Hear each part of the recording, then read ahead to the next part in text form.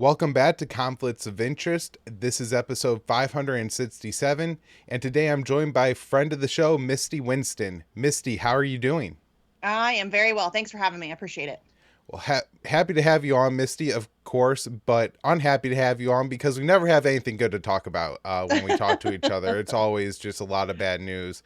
But first, I do want to, let you just have a chance to tell the audience kind of what you're up to these days. I know you're no longer on TNT radio, which I'm sure is where a huge part of my audience listened to you because I often said I thought I did some of my best interviews on your show. So what are you up to now? What are your coming projects? So I'm working on, I'll be relaunching essentially the same show that was on TNT, although without the burden of ad breaks and time restraints, as you have with a live show on like a network where you have a certain time allotted to your show and things like that. So, but it'll be a very similar kind of setup. I think generally I'll have guests on to talk, yourself and others to talk about the stuff that they are experts in and, important topics that need to be covered. I also may just do like weekly breakdowns where I just get on and rant about whatever's pissing me off that week or whatever. But generally, I think the same kind of show, same title and everything, just to keep it very cohesive. And then obviously we've just rebooted the Action for Assange vigils. Action for Assange is the activist group that I've been in for years. Unfortunately, we've had to be doing this for years now. But we, in addition to all of the organizing and activism that we do for Assange and for other whistleblowers and journalists, we also have hosted shows, many shows over the years, and that's on YouTube, Rockfin, Rumble, Odysee, all of that stuff. And then the new show will also be, we're going to get on as many platforms as possible. Obviously, you have to. That's kind of the name of the game these days. And then, of course, I'm on Twitter all the time, so people can follow me there for sure. That's at Sarcasm Stardust, by the way. Yep. And I'm looking forward to the new show, Misty. I can't imagine your rants uninterrupted by commercial breaks. That should make it all more fun. Although you should probably follow Misty somewhere other than YouTube because I'm sure they are going to be targeting some of those videos. Yeah. All right. Let's get into it today. You brought up, I know so much of your activism. I think a lot of the reason that you're in this space and so involved is because of the Assange persecution and where he is now. It's crazy to think about to me, Misty. It doesn't feel like 5 years, but Assange has been in Belmarsh for 5 years. Where I learned about this situation, he was just a few years into his stay in the Ecuadorian embassy in London, and that went on for 7, 8 years. So we're talking about 12 years now or more that Assange has essentially been the target of the US, UK government for exposing mainly George Bush's war crimes, which, I thought we all agreed that George Bush is a horrible person. And if not him, at least Dick Cheney, right? Like, one of these guys did some really bad stuff, and Assange is the one who told us about it. So why is he going to jail? Now, if you talk to people about it, sometimes they're a little confused. They think it has to do with some 2016 or some other fictitious crimes that he didn't commit. But let's go right to what's happening now. Last week, Misty, there was an announcement from the UK High Court that kind of seemed like a punt, where they didn't actually rule on the appeal that Assange's team had made, but they're now seeking more assurances from the U.S. government. I initially talked about it when it happened, but I think with a Wheat's perspective, go ahead and let me know what your interpretation of that was. Yeah, it's not kind of like a punt. It's an actual punt. It is, it's absurd. So essentially what happened, and for those people that don't know, I'll give just a tiny bit of context here. So the quote unquote Day X hearings took place in on 21st. And essentially what that was, it was two new judges who were going to be hearing the request for appeal from the Assange defense team. In the UK, you don't just have a right to appeal, you have to request an appeal. So in February, the defense team presented their case for the appeal to be heard to the two new judges. And the decision that was the non-decision decision that was just announced was essentially them saying that they believe that Assange does in fact have cause to or his appeal is justified under 3 of the points that were raised. Basically, all of those just surround him being a non-American citizen and them wanting to make sure that first he will not be subjected to the death penalty, and also that he will be afforded First Amendment rights, which is absurd. If he was afforded First Amendment rights, we wouldn't be here. But that's essentially what happened, is that these 2 judges have asked the United States to enter in more quote unquote assurances, which makes me giggle. The United States has already entered in assurances way back in 2020 when the initial extradition was denied in the UK by District Judge Vanessa Baratzer. So these are just new assurance that they're requesting from the United States. The United States has until April 16th to submit those assurances. If they're submitted, then we'll see where they go from there. I think that they have said that the next hearing where there might actually be a decision, like a real decision, on May 20th. So that's what we're waiting on now. And it is legitimately just a punt. They're just trying to waste some more time to drag this out for a little bit longer. And I think also just kind of create the illusion of, justice or any kind of legal normalcy, which there is none in this case at all. Yeah, so I think, unfortunately, Misty, I agree with you, and this is the view I saw Kevin Gosztola put forward, which is essentially this is a 2-month time where they could delay the actual ruling on the appeal, and then that could delay ultimately the extradition of Assange to the US. And the real goal here is to push that day beyond the election, right? Like, Biden's already dealing with, and we'll talk about later on the show, a significant amount of protesters and dissent within his own base. Biden ran. One of his main platform planks was a return to normalcy and end of the war on journalism. And so, this is really going to look bad for Biden if they try to bring Assange to the US. And on the current timeline, it kind of seems like late summer, fall is the time he would be coming to the US, which would be an absolute bomb in the political sphere. Now, I guess in a way, Misty, maybe that, for those of us who want to organize for Assange and make this a major issue, maybe that plays into our hand a little bit. But I think I did see, and I just want to put forward, Glenn Greenwald interviewed Stella Assange on this. And one of the, 3 aspects that the court said they needed more assurances on was, does Assange get First Amendment rights because he's not a U.S. citizen? And this is a part of the UK, I guess, discrimination laws. And they really highlighted the fact that for years now, because this case has been going on for 4 years, Misty, that they've argued that Assange doesn't have First Amendment rights because he's not a U.S. citizen. So now they had to flip and go back on all that. Do you think there's any chance here that maybe the UK or the US are looking for a technicality to just drop it? We did see that report in the Wall Street Journal, I believe, that there was some discussions going on about a possible plea deal. So, just go ahead, give me your thoughts on the plea deal and all that. Well, the Wall Street Journal article, I think people need to remain very skeptical about that. Bruce Afrin, who is one of Assange's American attorneys, has said that he has been given no indication by the Department of Justice that they actually have any wishes towards entering into some sort of a plea deal with Julian Assange. So I think that story, it's a very good chance that story could have been planted for various reasons. But I think that I think that in saying that you think that there could be a possibility that the US or the UK could be trying to find some way, I think that you're right. I think that this has gone on for a very long time. They need an exit strategy, but they need an exit strategy that allows them to save face. And so I think that that's probably what they're desperately trying to find. They're trying to find some sort of set of circumstances where they can step away from this case without looking like they lost. And I think that that's why the potential for a plea deal, one of the reasons why it may have been floated publicly. I think that they were trying to gauge public opinion, trying to see where people stood on that potentially being offered to Julian Assange. I don't know. And listen, I've never met Assange personally, but I don't know if he would accept a plea deal, because in doing so, yes, it would get him out of prison and save his life, but it would, regardless of it being dropped to a misdemeanor charge of mishandling classified information, that does still criminalize journalism. And Assange has already sacrificed so much up until this point to ensure that that doesn't happen, that I'm not sure that that's something that he would be interested in doing. Now, I think that there's a lot going on. As you mentioned, it's an election year, and I think it's not just the Biden administration that wants to avoid him being brought here during this year. I think that this also looks incredibly bad for Trump. It's not good for anybody. Obviously, it was under Trump that he was arrested, the spying operation, the plots to assassinate him, all of that stuff took place under Trump. So I think it's a really bad look for both team, quote unquote team.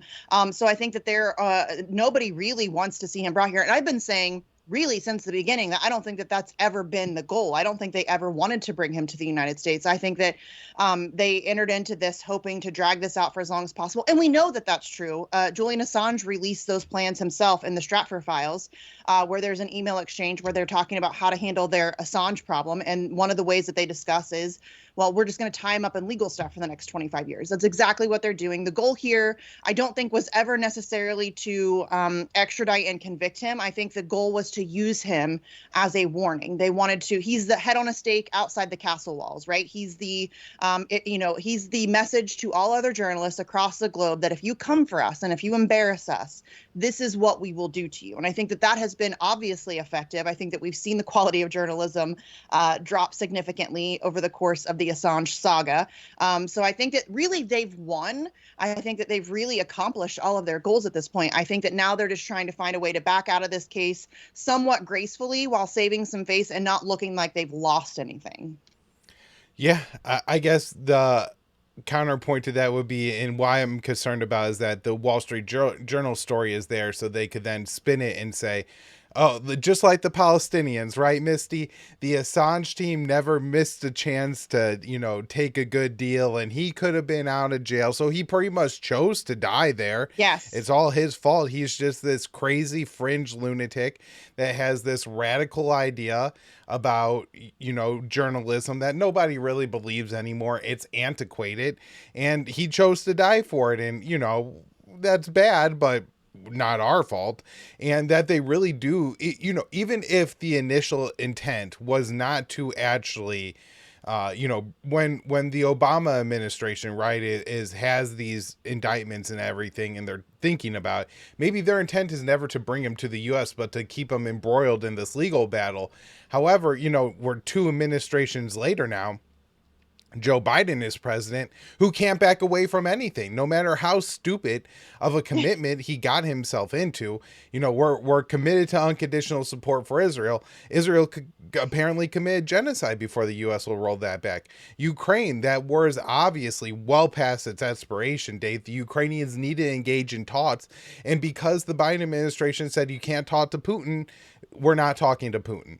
And so I'm worried that especially if you end up with another Biden administration, not that I think Trump would be any better. I guess maybe this is one issue that RFK Jr. has separated himself from the other two on, but I don't know.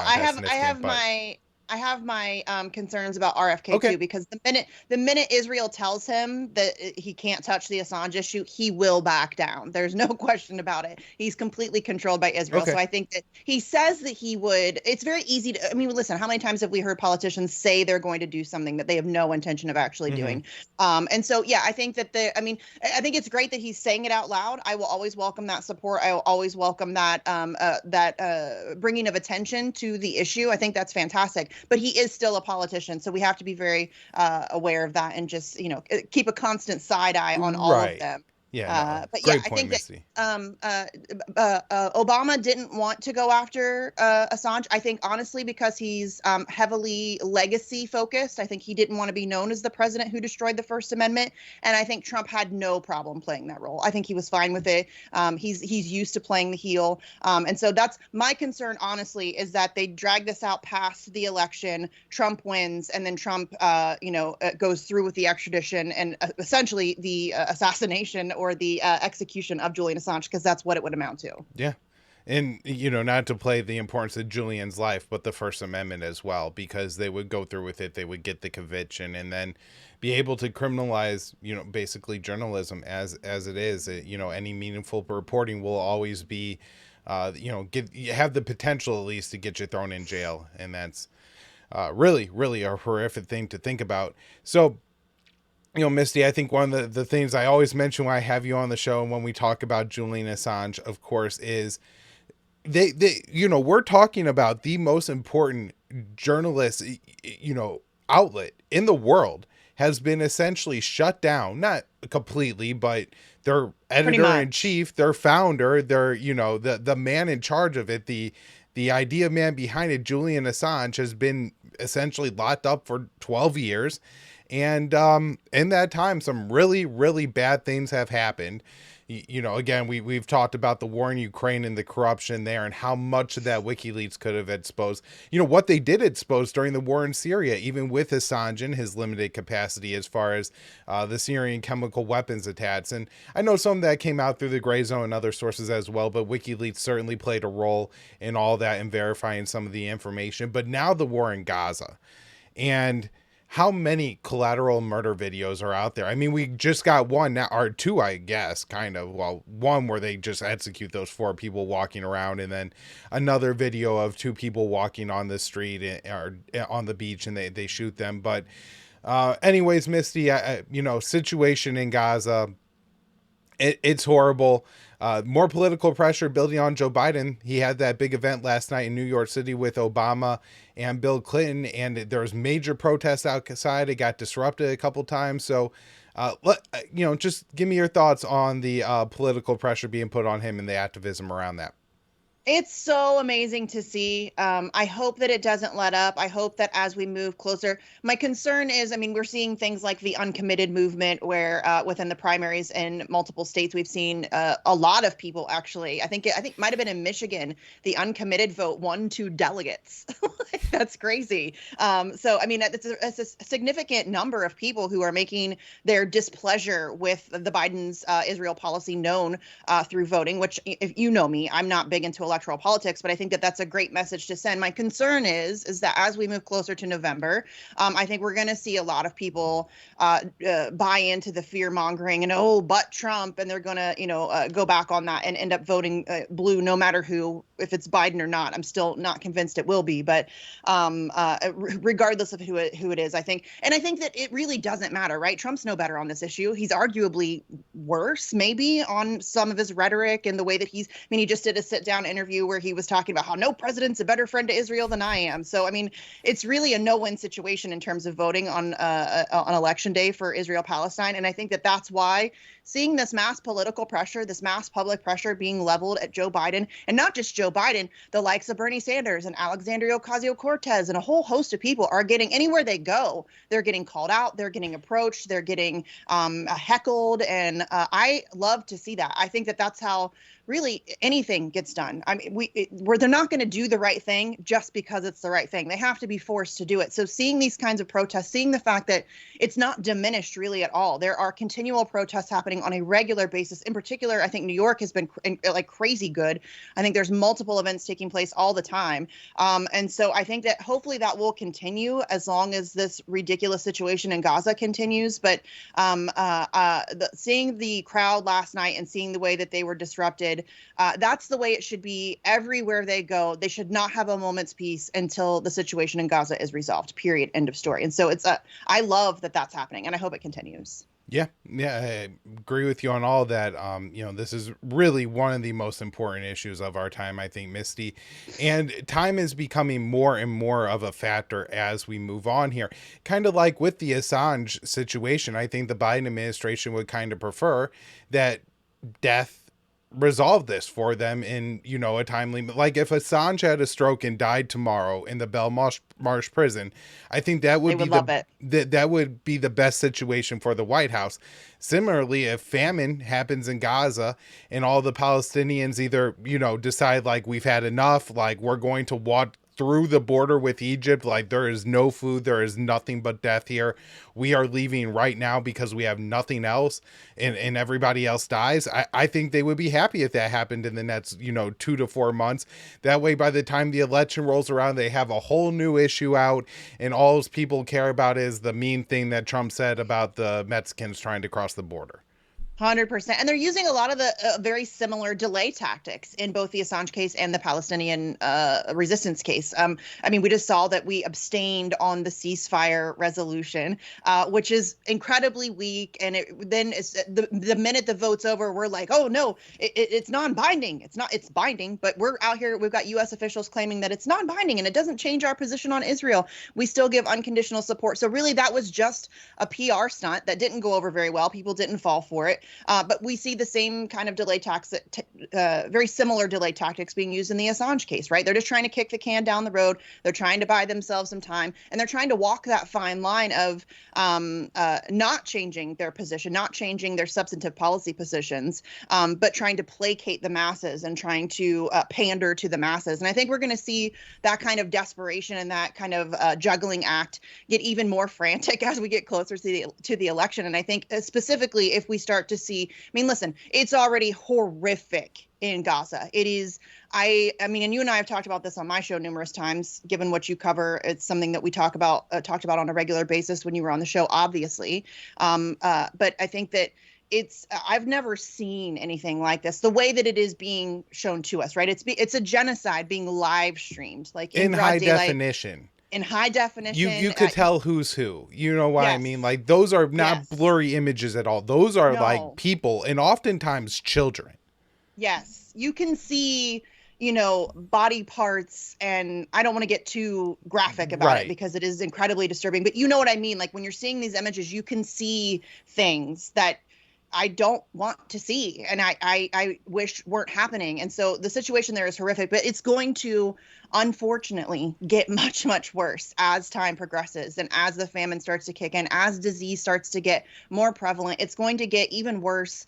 And I think that is that's something that I think a lot of desperate conversations are happening on. How are we going to package this and sell it in a way that we can maintain our support for Israel without any conditions or objections, but that we can also not isolate, but alienate the American public to such a degree that there is a massive uprising, which we're starting to see build now. So, I think that's watching the and I think people need to recognize too that the Assange situation and the Palestinian situation are linked. Like, they are very, what Assange did was expose, as you mentioned earlier, was expose the kinds of things that are happening in Palestine. And in fact, he did expose a lot of things about Israel, the Israel-U.S. relationship, all of that stuff. So those things are very linked, and we need to make sure that we're making those connections, because I feel like these causes really do share a lot of a lot of underlying substance I think people are missing for sure. Yeah, absolutely. I think when we're talking about trying to just kick the can down the road and delay, one of the real tactics that the Biden administration seems to be playing now is a shift of responsibility from Israel to Netanyahu. And Chuck Schumer has made the plan very clear now that once this is over, once the Palestinians are expelled from Gaza, that the Israelis have gotten the ethnic cleansing and the land grab that they want, the U.S. is going to say, that was Netanyahu, and demand a new leader of Israel without ever changing the U.S. policy for Israel. I mean, it's a crazy thing to be watching this, and our leaders talk about this, and I hate using the word gaslight because everybody uses it now, but really gaslight us into like believing that, we are going to maintain this relationship with Israel as there's a genocide going on. A man-made famine is being inflicted in Gaza. And look, even if all of these pictures of babies, starved to, like the pictures of little kids in diapers where their legs don't fill the diaper holes are one of the hardest things to look at on the internet. And I understand that. But if you want to look at some pictures of Israeli war crimes that are less hard to look at, I think half the Israeli soldiers, that's an exaggeration, but scores of Israeli soldiers have taken taken themselves photos of themselves either in or with Palestinian women's underwear, right? Like, Yes. just, even these minor war crimes are so rampant throughout Gaza, and you have no condemnation from the White House on any of this. They say, we bring it up with our Israeli partners. It's just, it's daily. It's so infuriating. It only gets worse and worse. Yes, and I think that is, I mean, it's really indicative. First of all, the pictures and things, the various ways that, and that's what I think is so interesting about this is that Israel itself is publishing those videos, right? They're posting those videos. I mean, Benjamin Netanyahu regularly posts videos of war crimes. I think that is endlessly fascinating. I think that it's fascinating and also depressing because I think it shows that they know that they are above the law. They know that there's not going to be accountability, and I think Netanyahu is maybe getting a bit too big for his britches. I think that we're starting to see the power structure start to become quite annoyed with him. And I think it's because he's been so boisterous. And actually, what you're talking about, the idea that they're going to try to shift that blame to Netanyahu and absolve themselves of taking any part in this. Caitlin Johnstone has a great piece out fairly recently, maybe a couple weeks ago or ish. I highly recommend people go check it out. She did a whole piece where she kind of makes this argument. And I think that we've seen that take place time and time again, right? And so I think hopefully people are starting to recognize that is the American MO. That's what we do. That's how we operate in the world. There is absolutely, under no circumstances, can we allow for the United States to get away with the things that they've done. Because listen, in my opinion, the United States is every bit as guilty as Israel is in this situation. No question about it. They're the same entity as far as I'm concerned. And so I'm concerned that if they do go through with that plan and they attempt to kind of absolve themselves and push all of the blame on Netanyahu, run him out of town with nothing substantively changing, that people are going to, as we've seen before after WikiLeaks releases, right? People were like all aghast that these things were taking place, and then everybody just moved on. There was no change. And in fact, the only two people who ever went to prison for the actual war crimes that were committed was the person who blew the whistle and the guy that published it. And I'm really concerned that Americans have a very short attention span, a very short memory, and as they make that transition, if they are successful in doing so, I'm concerned that people are going to just kind of turn their backs on American involvement here, and there will likely be no substantive change moving forward. And I think I'm very, very, very concerned about that. Yeah, just the torture program in the U.S. is another example, right? Who's the only person to go to jail for that? John Kiriakou. It's not. Yeah. Dick Cheney should still be rotting in jail somewhere, along with pretty much everybody else in the Bush White House, and they're all living happy and healthy, and it's still in power. Yeah. Those people are still in positions of power. I mean, Trump gave Gina Haspel a position in the CIA to run the CIA. She's a known torturer. Like, didn't just order torture or observe torture, participated in torture.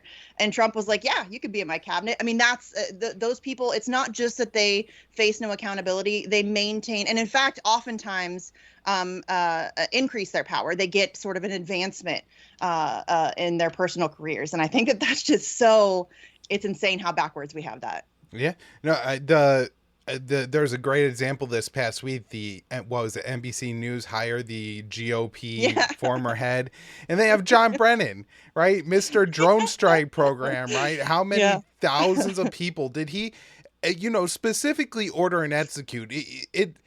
What Israel is doing in Gaza. I just wrote this article, Misty, for the Institute this week, where there's an IDF soldier who says that he's lamenting that it's been wasteful, not from like we've killed unnecessary Palestinians perspective, but we're running out of bombs perspective. But he says that they could have, accomplished the same objectives with 10% of the destruction, that they destroy everything before they go in there. The idea was this was going to reduce Israeli casualties, but actually it's taking so long to do, it's actually increasing casualties.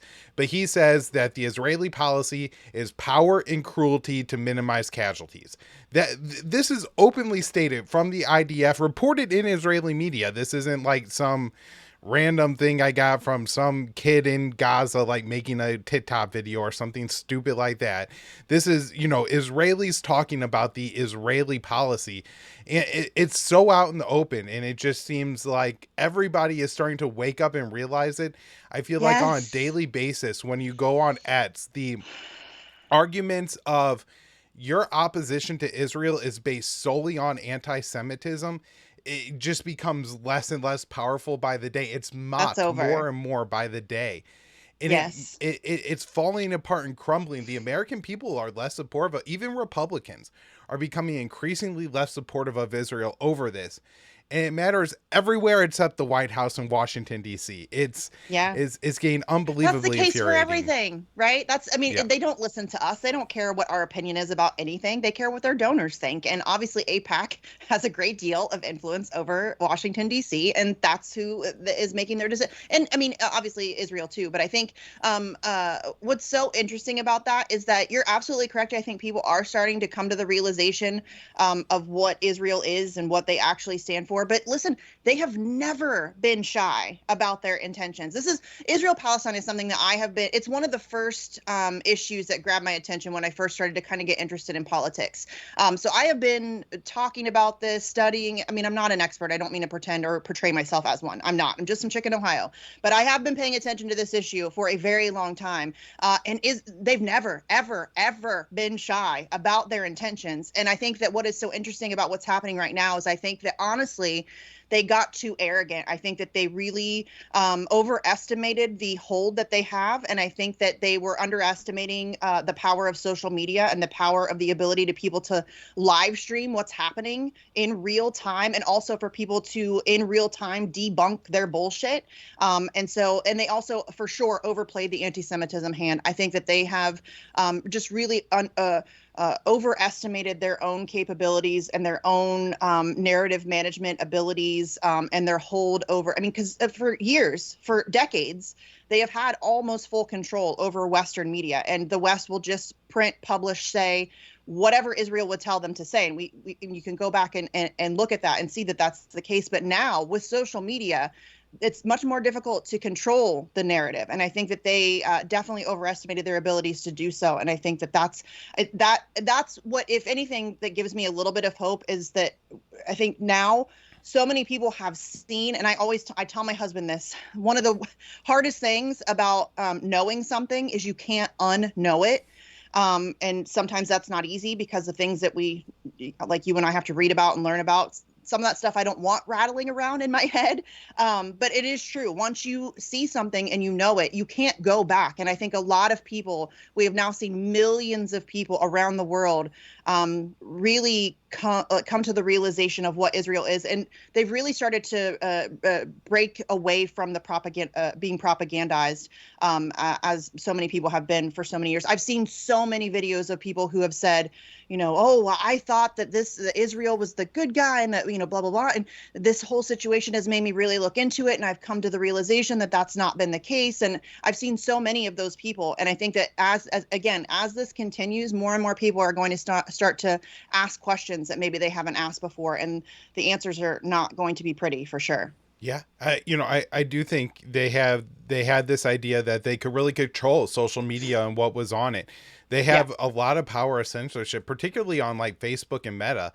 I Yeah. really believe that the first time I got deleted from Facebook, it was my coverage over the Israeli murder of Shireen Abu Akleh. And it was right around that time I was covering that I was just permanently kicked off with no warning, no reason. An account that I had like for 15 years at that point was just gone overnight, because of what I was posting about Israel. And so, they really believe they had that control. I think the problem is there's just so many places to get information now. Yeah. Ets isn't entirely under their control. That's not like a whole praise thing of Musk. Just, you could certainly say a lot more on there than you can on other platforms, but real free speech alternatives like Rumble or something like that exist. And people will sit there and they will watch long press conferences and really understand what is going on, not just sit there and watch, Mad Out one night where she does one segment on Gaza and she Yeah. interviews and plays the same like 10 clips that everybody else has played all day from the 10 sanitized statements from Israel in the White House that have come out. But, really, people will sit there and watch an interview with like a Canadian or an American doctor that was in Gaza. And when Yeah. they say like, I watched a little girl die on the floor of this hospital without morphine because of Israel, there's nothing that you could go watch on CNN that will ever change your mind back. That is always burned in your brain, and it's unforgivable. Yeah. There's no way to move past it. And at the very least, I think Americans are just sick of knowing that they're a core part of this. So yeah, it's unforgivable, yeah. and it's entirely unjustified. And I think that that's what a lot of people, especially with a lot of the debunking that's come out about what happened on October 7th, the lies that we've been told. And that's, I think, for me, I think one of the most impactful thing has been the ability to debunk Israel's lies in real time. Because prior to that, again, like I said earlier, they've had full control essentially over Western media. So everything that they said before went unchecked. Nobody questioned it. Nobody did any. I mean, obviously, there were some people like Max Blumenthal and Dan Cohen and Vanessa Beeley and others who, have always done the work of, looking for actual truth and not just being, a teleprompter for power. But those are people you really have to seek out to find and know about. Yes.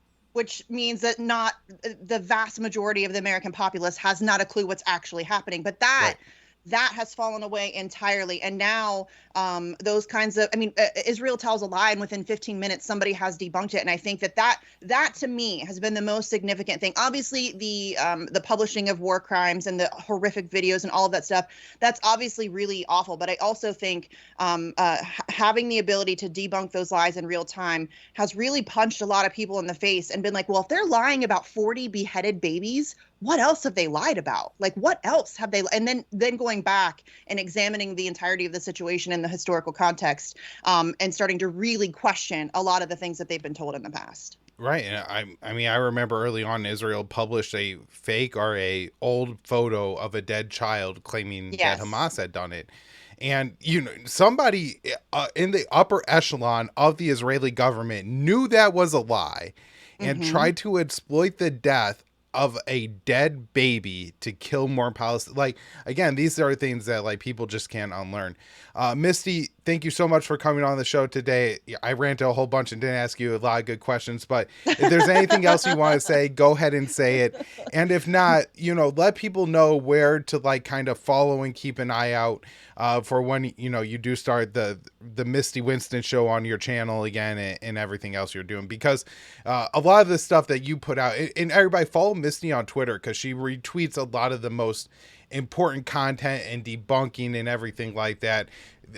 Ads isn't going to show you everything that she tweets, but even if you just catch a few of them, you're getting a lot of good stuff. So Misty, go ahead.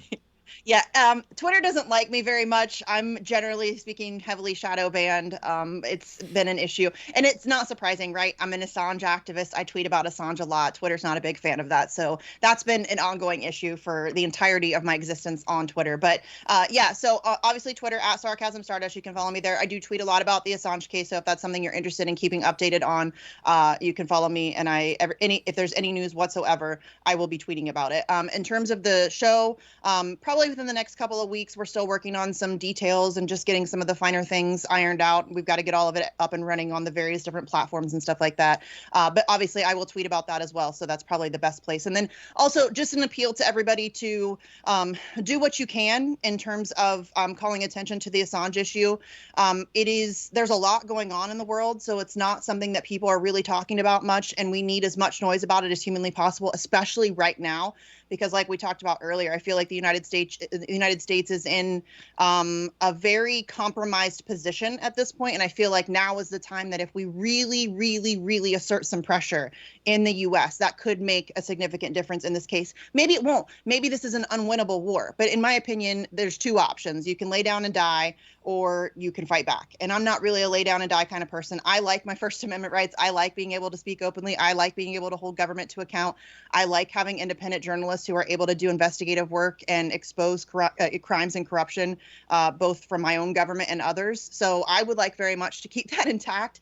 So currently, one of the biggest things you can do, there's a bipartisan resolution in the House Resolution 934. Your listeners will be very familiar with Thomas Massie, who is an absolute rock star on this issue. He is one of the co-sponsors. There's, I think, 11 or 12 now. Cori Bush just signed on 3 days ago. So that was a good move on her part. Ilhan Omar is also a co-signer. There's a bunch of people on there from across the political spectrum. So if you can call your House representative, or even just House representatives in general, it doesn't have to be your own, call your House reps, encourage them to sign on to House Resolution 934, put an immense amount of pressure on them there. I'm not somebody that takes phone calls all that serious. I mean, I don't, you know what I mean? It's a tool in the toolbox, and I feel like it's a very easy thing to do.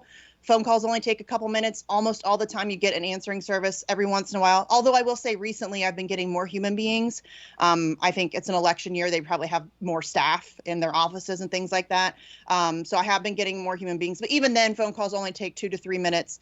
Just tell them your name, who you are, what you're calling about, why Assange and the First Amendment it means anything to you, that kind of thing. So that's the big thing that we're doing right now. And then also, of course, there are regular events taking place for Assange all across the globe. In particular, as you mentioned, Assange will have been in Belmarsh for 5 years on April 11th, which is insane to me that I'm saying that out loud. 5 years in a maximum security prison without charge. He's just being held on remand because the United States says so.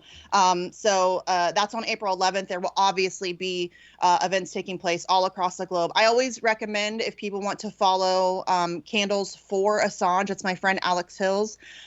She does a great job of collecting all of the global, not all, but she tries to get as many of the global events as she can, and make sure that she then publishes them from one central location. It just makes it easier for everybody to find. So go follow Alex, and then she always does like a pinned thread for if there's like a special day or date or whatever that everybody's kind of organizing around. And so there will be a thread there that has all of the different events listed. So try to find one near you. If you can't find one near you, be one near you. I say it all the time. All you need is a poster board, a Sharpie, and a sidewalk. It's an instant protest. Go find a busy corner somewhere, stand on it with a sign, offer to talk to people about the case. You don't have to be an expert. I feel like people get very overwhelmed when they approach this case because it has been going on for so long. There are so many players involved. It is kind of convoluted and complex, and there's a whole lot of international law and all of that stuff. But really what it boils down to is a journalist is being persecuted for doing journalism, for exposing the truth. Julian Assange and WikiLeaks has only ever published truthful information. They have a 100% record of accuracy. That's crazy. So I think that is, and again, it boils down to the United States seeking global jurisdiction over information and journalism. That is a terrifying prospect. And so I think if you just have that very basic understanding of what this case means, I think you can certainly talk to anybody about it. So, and again, you can follow me, and if you have questions or want more resources, or you want a book to read or a movie to watch or a YouTube video that helps explain things for you, happy to send you whatever you need. But we just need as much pressure as possible right now, specifically. Obviously, we've needed it all along, but I think in particular right now, the United States is in a very weakened position in this case. And so we really need to pounce on that opportunity and apply as much pressure as we can. Absolutely. Misty, thank you so much for coming back to the show. Thanks, We'll have Kyle. to do it again soon. Anytime. Thank you. I appreciate it.